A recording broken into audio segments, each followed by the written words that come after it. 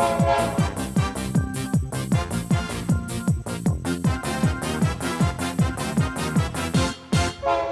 ahead and get started, even though my timer says to start in 2.5 minutes, because those guys are doing it, and they're cooler than me. Anyways, everybody, thanks for coming. I actually did not expect this many people because this is a sponsored track, and it's really just a soft talk, a very loosely prepared talk, by the way. I finished it around 3:30 this morning, and I gave up on trying to make my slides look cool because that takes way longer than I thought it would.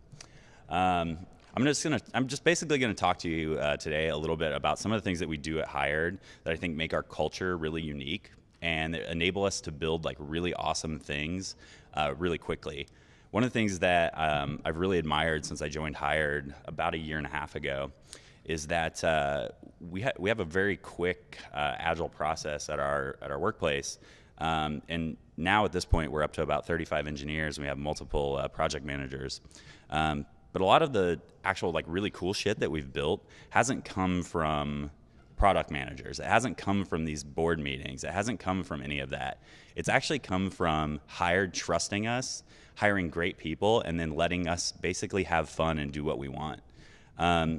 And I'll show you some of the cool shit that we've built that, you know, just happened to be the weeks that we get for free at Hired. So I actually screwed up on the name of this talk initially when they asked for the request for a proposal because I didn't realize it was permanent. If there's any South Park fans, the joke was the underpants gnome thing. And it's supposed to be phase 1, phase 2, phase 3, but I said step 1, step 2, step 3. So if any of you are worried about semantics, I'm sorry. Next year, if my company pays for me to be up here again, I'll do it right. So anyway, who am I? Nobody really. I'm just another Rails engineer. If you saw my plenary earlier before the awesome Aaron Patterson speech, I gave a little bit of background. I've been doing this for about 10 years now. Technically like 10 years of web development, 9 in Rails. I'm just part of the community. I've tried to give back a little bit, and I think that I've done a couple cool things along the way, and I've learned a little bit about how to make cool products. Has anybody here actually used Hired before? Sweet. Tongue, I know you have. You hire people with it. Tongue is my former employer. He still likes me somehow. Yeah. He's a nice guy. Talk to him. He works for Bleacher Report. They were doing awesome shit. Probably one of the biggest Rails sites in the world at this point. Like billions of page views or something. So anyways, in my 9 years of Rails, which started at a company called SageBit, which was a little Rails shop in Indianapolis, Indiana, I got exposed to Rails at like 1.1. The thing that we were working on, you don't know about because it was kind of dumb. It was essentially just a way for people to chop up like sports videos of their kids and like share them on social media sites, which at the time was basically just MySpace. We didn't last very long, and really the only cool thing that I think we actually did was brew beer in the basement. But it was a good time to get exposed to Rails, and that's why I'm still here 10 years later and finally getting to stand in front of people and talk, or just, you know, ramble aimlessly. Next company that I went on to is a marketing design firm. So I changed it up a little bit, and I went from building Rails stuff to essentially just chopping up HTML from our designers in Dreamweaver. And it felt a lot like this. So I quit pretty much as soon as I found a better job. And that job was to go on and work at a company called iGo Digital. None of you have probably heard of iGo Digital. If you have, awesome.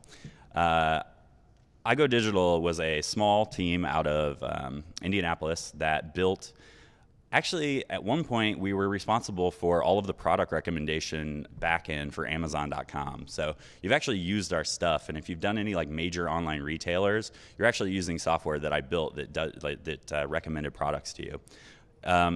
Also, if you ever shopped on like BestBuy.com, or if you were ever buying cosmetics from Procter & Gamble, you've potentially used tools that I built to help you find things that you want. It's kind of fun. Eventually it got acquired by ExactTarget, which hopefully people have heard of ExactTarget around here.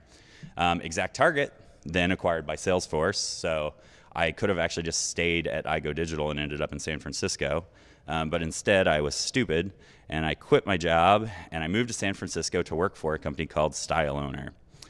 Style Owner was like my first big like move in my career. Like everywhere else, I was just kind of a cog, but I was the first engineer at Style Owner. And I didn't know what the hell I was doing at all. We basically just worked out of like someone's apartment for a couple years and coffee shops, and we built some cool stuff. We were a little bit ahead of our time, I think. We raised $3 million and subsequently flushed it all down the toilet. We lasted about a year and a half, but I learned some stuff about building cool products at Style Owner with very small teams. At one point, at our largest, it was 3 people. From there, I moved on to Bleacher Report, which I mentioned Tung is here from. Bleacher Report was actually acquired by Turner Sports a couple days before I started, so that kind of sucked. At one point, we were doing billions of page views per month. We had tens of millions of unique visitors, millions of requests per minute on services that we were building, and Bleacher Report was on Rails 2.3, surprisingly. And it might still be. Are you allowed to talk about that, Tung? Still Ruby 1.8.3, Rails 2.3. One of the largest Rails sites in the world, everybody. Rails 2.3. But Bleacher Report was awesome. I think that was like my leveling up in my career, actually. I worked with an awesome team of people, great product managers, and some of the smartest people I've ever worked with. And I learned what it meant to build something stable that could scale at Bleacher Report. Thank you, Tung. Now this is the point of contention. While I was at Bleacher Report, I was also starting my own company and working on this at night. Tung, close your ears. So I had a friend who wanted to start a company that would deliver on-demand massage. Not really my thing, but I thought I could build it, and I really wanted to build something I was proud of and something that I could call my own. So we started working on this, and we built it up and got to the point where we've now raised $48 million. We're doing tens of thousands of massages per month in 26 cities across 3 countries on 2 continents. And it's kind of awesome. The thing that I loved the most about working at Soothe was that I had a small team again. I had this really small group of people that I trusted, and we got to just kind of work on whatever the hell we felt like. And because of it, we were able to build this amazing platform essentially in our free time in a couple of months and turn it into a company that, like I said, now raised $48 million. It's super cool. And the theme of this is small teams of people that you trust and enabling them and empowering them to build things. So after Soothe, I went on to Hired. Subsequently became the face of Hired very quickly. As you see, it notes that I am an iOS developer, which is not true. That was later fixed, but you could see my face across the internet, like on articles that teach you how to breastfeed. This was sent to me by one of my friends whose wife had a baby. Actually, Dave Nemitz sent this. He said, "Why are you following me right now?" So Hired is pretty awesome. Like I said, multiple people here have used it. And I'm really proud of the culture that we've built there. When I first started, I actually got thrown onto the cultural committee.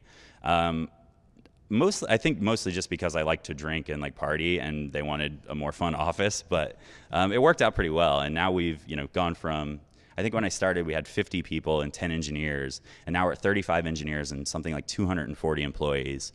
Our valuation has increased 30-fold since I started, so super cool to be a part of. And the reason that we have been able to build something so cool is that we have awesome engineers, and the company trusts us to do whatever we want.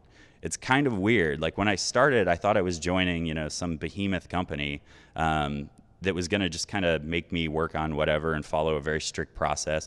And we do some of that. We're an agile development team for the most part. One of our founding engineers, Nate, is from Pivotal Labs, so we use Pivotal Tracker, although now we're moving to Asana, which I don't recommend. Caitlin gets a kick out of that. So I didn't actually need to take the job at Hired, which is kind of the cool thing and the empowering thing about this. I used the product as an employer at Soothe, and I loved it. I thought it was fucking awesome. So I decided to check it out and put myself on the platform and see what it was like from a candidate perspective. I immediately loved the product, And they reached out to me, and I was like, I actually talked my talent advocate into just getting a beer with me instead of like trying to help me find a job. And I pitched her and was like, hey, let me come work for you guys. I love this product. So a couple days later, I got a job offer and I joined the team. One of the things that's impressed me most about it is, besides our dedication to the Rails platform, it's the process that we've developed over the last year and a half, and the amount of trust that the organization has in the people that it's hired. I could talk on and on about the founders. One of our founders did 99 Designs, which I'm sure everyone's heard of. Curebit, Talkable, multiple other things. These are guys who are very experienced in building awesome products, and they've brought a lot to the table that allows Hired to continue to iterate much faster and more efficiently than our big competitor, who is also here, by the way, with billions and billions of dollars in the bank. We're a small team of like 30 people, and we're doing awesome things.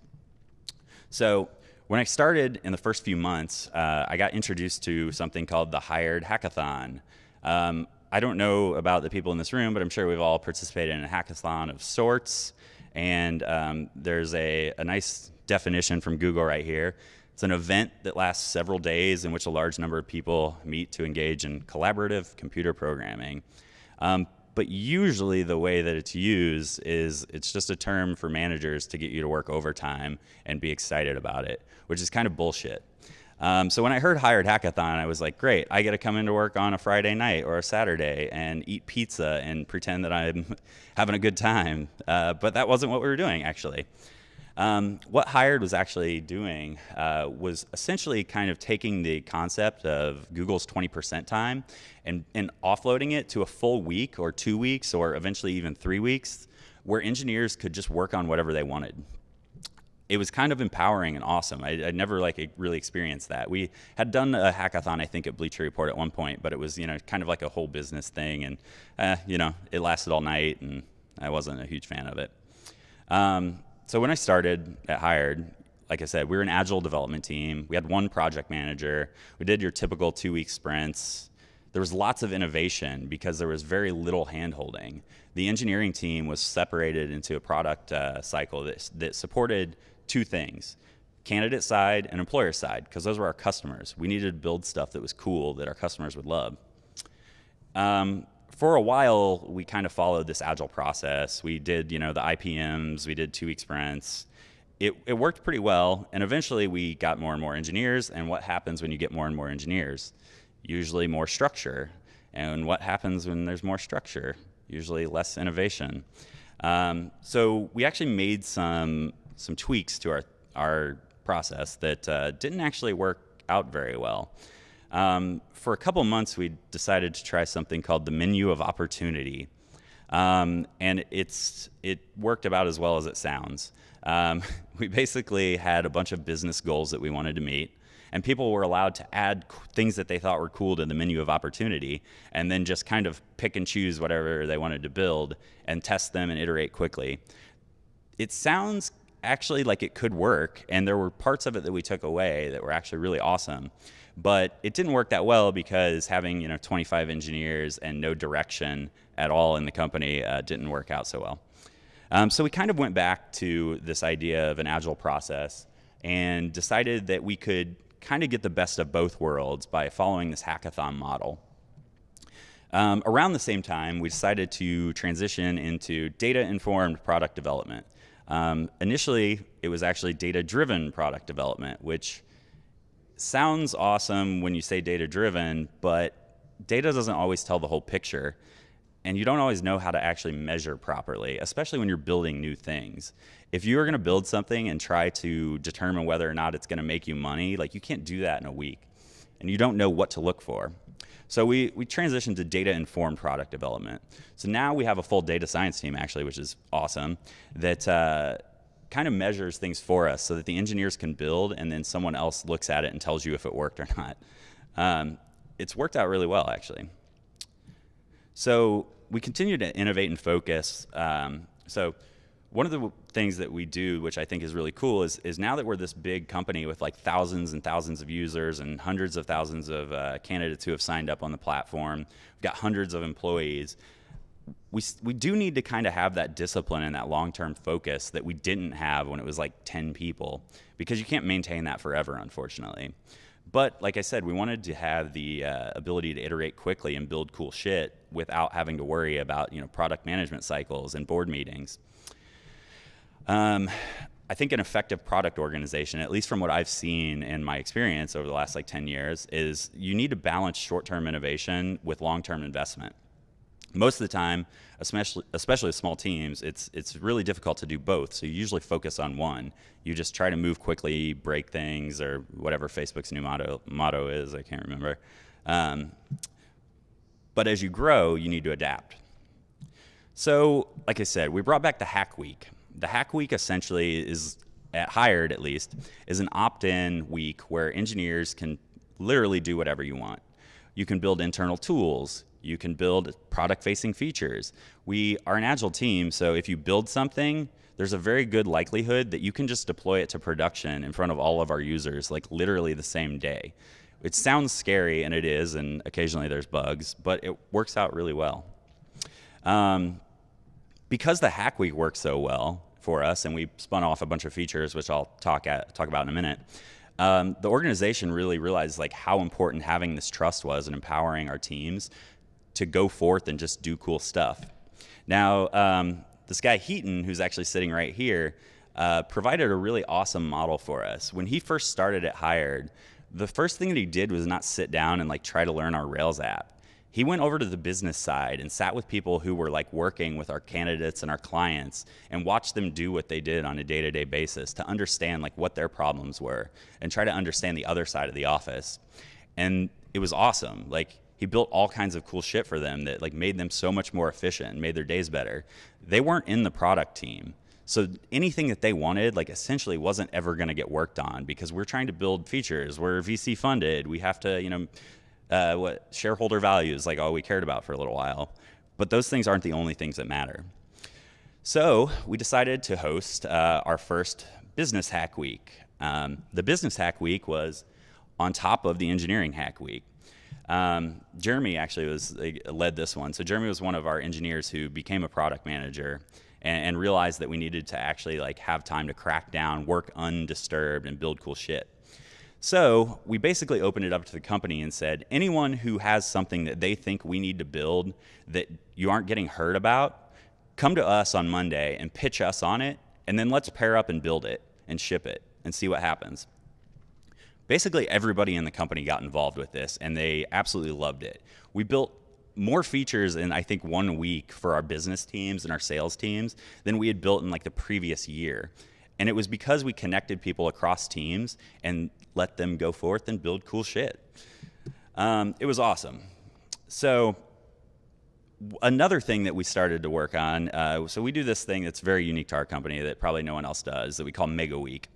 Mega Week happens twice a year, and during Mega Week, everybody from the company within Hired from all over the world actually flies to our main office, and we have parties and motivational speeches and stuff like that. Well, at least in every organization I've worked with, there's usually been some sort of curtain between engineering and business and sales and these sorts of things. They don't know what the hell we do, and we don't really know what they do. And they're usually asking us for stuff. And a lot of times the things that they ask for sound simple, but they're really not. And when you just tell someone, no, I can't do that, you kind of seem like an asshole, especially if they don't know what you're talking about or why it can't be done. So we decided to host something called Pairing with the Stars, which we realize now was a terrible name for it because everybody keeps complaining that we think we're the stars of the company, which is not the case. This was tongue-in-cheek. So during Mega Week, we basically gave everyone in the company the ability to sign up with an engineer and pair program with them for an hour or two. The cool thing that came out of this was people actually didn't want to use their time the same way. I thought everybody would want to sit down and maybe learn about how our application actually works. Some people did. Other people wanted to build stuff. Other people had things that candidates had been bugging them about for months. Other people just wanted to know, like, why is it so hard to get something shipped sometimes, and then other times you build stuff in like an hour.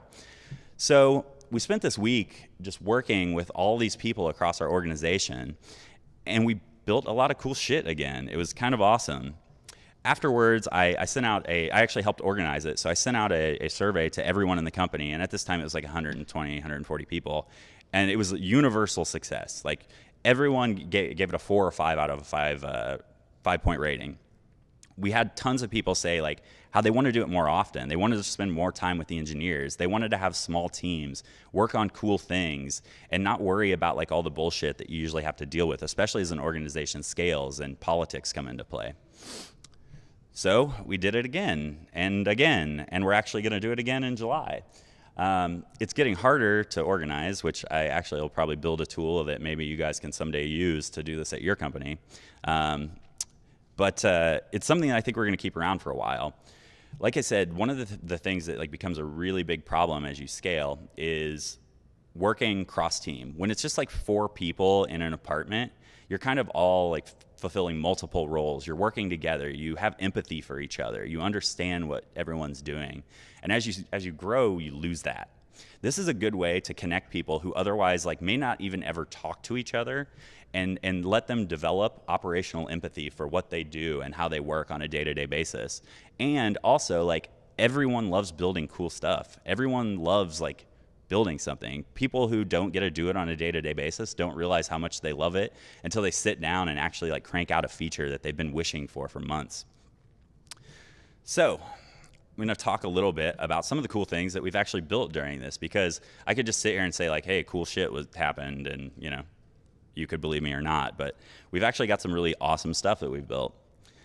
So one of the biggest things that's actually come out of a hack week, and this would be probably surprising to some people, most people would think that like our search functionality, which literally powers like our entire platform, it's the most important thing that we have.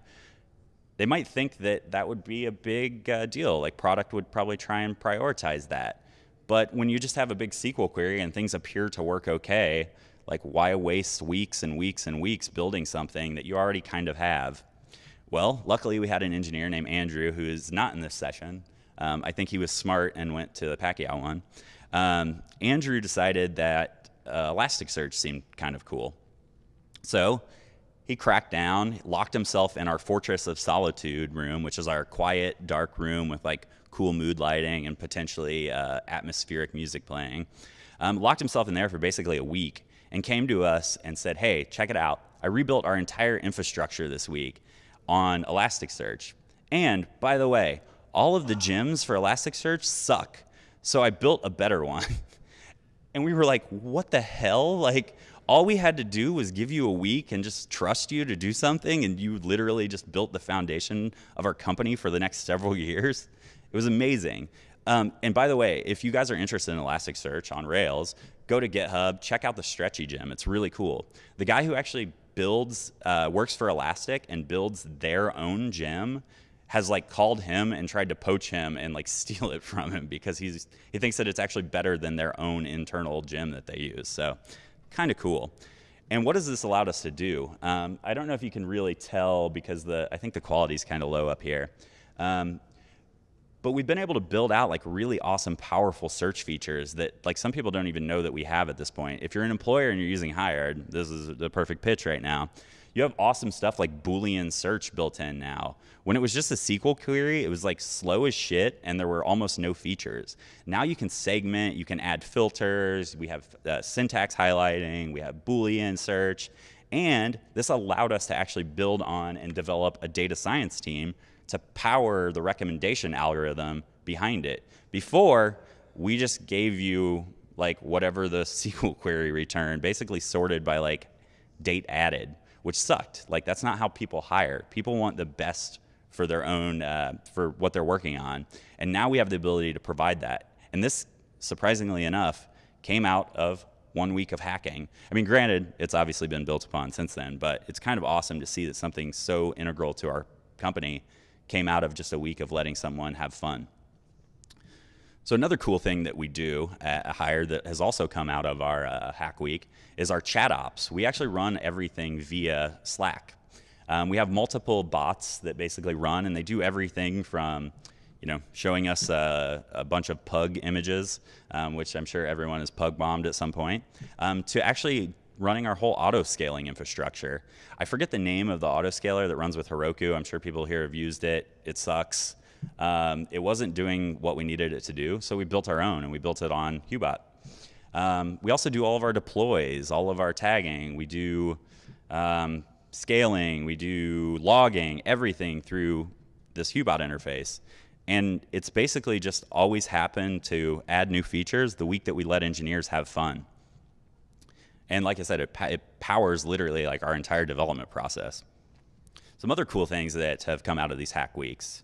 One of the things that you may not know about Hired is that like we promise that if you're searching for a job, like no one that you know will find out unless they're like actually actively hiring. Well, when we go pitch our product to companies and we show them live stuff, there's a very real, like small but very real chance that we actually expose someone who's already working for them, especially when it's big companies. And that actually happened once, which was really, really shitty. So people had asked for months and months and months for this feature, and we didn't build it because, hey, it only happened once. Like, how often is it going to happen? Well, the potential repercussions are huge. So I sat down with a guy during our Pairing with the Stars week, and he told me about like how nervous he was every time he pitched. And this is what came out of it. It took about 3 hours, and now we have a script that runs on our demo environments basically daily, obfuscates all the data, puts in these cool robot images, which by the way are from robohash.org. It's a really fun service to use if you need placeholder images like this. And it makes it so that we can actually go sell to companies and uphold the promise that we make to our candidates. Once again, Hack Week, that should have been a part of our product, but it was never going to get prioritized. Another cool feature, and I'm tooting my own horn on these because I built this one and this next one, is the bias removal feature. One of the things that we've been trying to do at Hired is kind of level the playing field and also understand how gender and racial biases affect the hiring process. There's some really awesome videos that we've watched recently, like on Facebook and stuff that you can check out if you search like Facebook bias videos, that give some like really, really staggering and crazy data from studies about like how what you look like or what your name is can potentially affect how people perceive you when they're initially evaluating you. Because of that, people thought like, hey, it would be cool if we could build this feature. But once again, this doesn't really like make us any money. Like this isn't gonna like turn us from, you know, a $100 million company into a $1 billion company overnight. But it does look really good. And it's actually generated like an insane amount of PR for our company. We've actually built some new features now to make it so that we can analyze how people who turn this feature on hire and who they talk to, and eventually we'll be able to publish some studies that show like what just a simple feature like this, removing your photo, obfuscating your name, and removing the name of the schools that you went to, how that can affect your marketability in the marketplace. Another cool thing. Another thing that came out of this was our ETL pipeline. Has anybody here worked with ETL recently? Like, it's kind of tough, and like I feel like most people don't actually know what they're doing. It's kind of like spinning your wheels, like trying cool shit. But it's hard to pitch that as a product. You can't say like, hey, we need to extract, transform all this data that we already have. But we actually built a really cool pipeline using, Firehose, Kinesis, Redshift, and now that's actually powering our entire data science backend. I think I have like one more cool thing that I can tell you about. Two. Conversation attachments, another feature.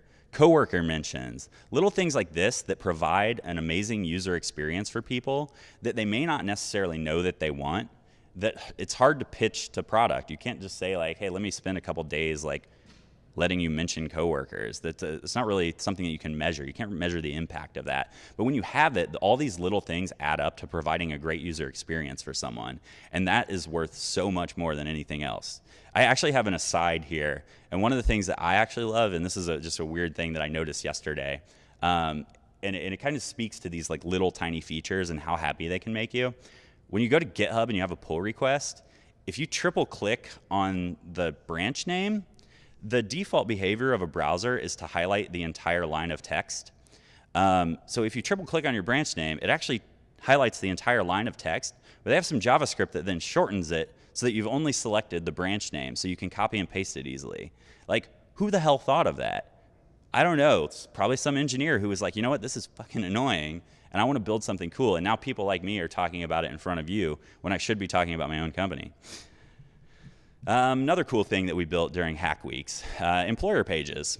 We had these employer pages forever, and things kind of worked all right, so like, why fix what's not broken? Well, one engineer thought it was broken, tried to pitch it to product to say, hey, give me a couple weeks to work on this and build a new experience for our employers, and that kind of got shut down. So when Hack Week came around, he built it, and then we A/B tested it, and guess what? It worked so much better than the previous experience. The data almost immediately showed like a huge uptick in participation and offers made. And we actually got tons of people writing in and saying like, thank you so much. I actually hated the old experience, but this is basically enterprise software, so I thought it couldn't get any better. Some other cool things: Fortitude, Gith, CMS for our SEO stuff, coding challenge updates, email A/B test framework, company notes features. These are all things that have come out of these Hack Weeks. If you want to check out some of our open source stuff, I mentioned this at the plenary as well. You can go to github.com/hired and you can see some of the cool shit that we've built. Most of these things coming out of just letting people be free to do things that they think are cool. So why does this sort of stuff work? There was a quote 2 days ago, I believe, during one of the keynotes talking about the Skunkworks project. And I'm going to paraphrase this. I should have actually looked it up and quoted it, but essentially it was that if you enable a small group of smart people and trust them, and it's empowering to building cool stuff. The examples that he gave were way cooler than any of this. They were building like military aircraft that broke every like speed record ever, and it was done by like 60 engineers who they just gave a lab and said like, do whatever, in a couple years have something for us, and they did it. Now, my friend actually works for Rolls-Royce. They have something like 15,000 engineers working on a single plane that's not going to go faster than planes that they built in the 70s with like 60 people. And it's costing $1.5 trillion. So you've probably heard of the, the Google 20% time, which actually doesn't exist anymore. It's just something that they say, but anyone who works at Google will tell you that it's gone, which is why there hasn't been a whole lot of innovation, I think, at Google in a while. Like 20% time birthed Gmail. It birthed Google Calendar. It birthed a bunch of other awesome things. And now it's gone, and you see Google just shutting stuff down, like basically on a daily basis at this point. Google gets a lot of credit for 20% time, and I didn't actually know this until recently, but it actually started in the 70s at 3M. So we all know 3M. Like, we've used dozens, hundreds of their products. They've been around for years. They're worth like $180 billion or something crazy. And some of their most popular and most profitable products actually came from their 20% time, their Hack Weeks. Two of the ones that you've probably used: Post-it notes, masking tape. Those were what happened when they let engineers have fun and work on whatever they wanted. So how can you implement this?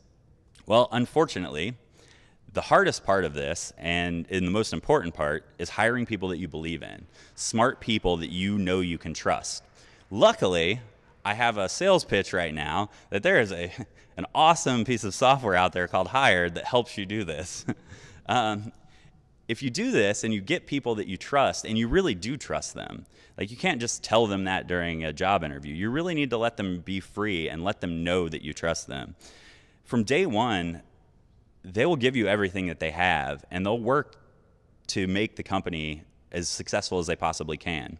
And if you're getting the right people, like I said, like, we like to build cool shit. Like, we're all here because we like building things. I've been doing this for 10 years. Like, I've met people here who have been doing it for like 25. Like, you don't do something for 25 years unless you really love it. Encourage teams to collaborate. This has been one of the biggest things that we've done at Hired that has caused a lot of this innovation. Engineers sitting alone working on stuff will generate some pretty awesome things, but you really get the benefit when you get everyone else involved in your company. Encourage teams like business to go sit with engineering. Encourage engineers to sit with the sales team. You'd be amazed what you'll find out when you do this. And lastly, set up, if you want to be like us at least, set up a routine, like some sort of fun time that people know are coming. Like I said, we do these hack weeks basically every quarter now, where we just sit down for a week and we let people have fun. And it's caused all this awesome stuff to happen. So anyways, I hope I gave you like some cool ideas and told you a little bit about like why we do what we do and showed you some good examples of why it works. I think my time's basically up, but if you have any questions, feel free to talk to me down here. Thanks for coming, guys.